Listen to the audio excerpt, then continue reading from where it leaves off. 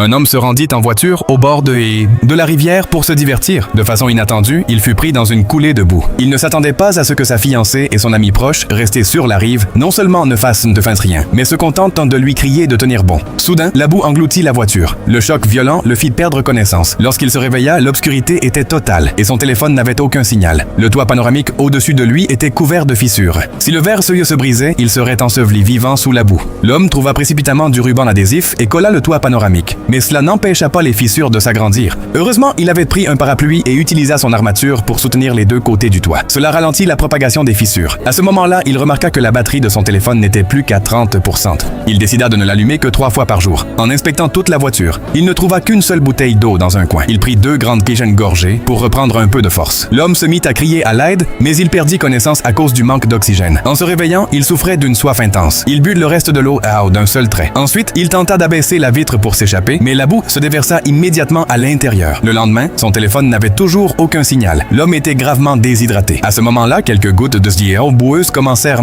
à tomber des fissures du toit. Il plaça rapidement la bouteille en dessous pour les recueillir. Dans la trousse de secours, il trouva un couteau et de la gaz et fabriqua un filtre rudimentaire. Il put enfin boire une gorgée d'eau claire. Mais à peine le problème de l'eau résolu, il recommença à suffoquer. Dans l'espace réduit, il ne restait presque plus d'oxygène. Il perdit à nouveau connaissance. Le 3e jour, il se réveilla, démonta une chaise pliante dans le coffre et en retira un tube d'acier creux. Avec du fil de cuivre et le bouchon de la bouteille, il fabriqua une perceuse improvisée. Il la poussa vers le haut à travers une fissure du toit, puis y ajouta un 2e tube creux. Mais lorsqu'il en fixa un 4e, il heurta soudain un obstacle. Cela signifiait que la couche de boue au-dessus de lui faisait au moins 2 mètres d'épaisseur. L'homme enleva ses vêtements, se frappa les épaules pour rassembler ses dernières forces. Chaque poussée lui causait une douleur atroce, comme si ses épaules allaient se déchirer. Mais il cria de toutes ses forces. Finalement, le tube d'acier creux perça la surface. Il inspira une bouffée d'air frais.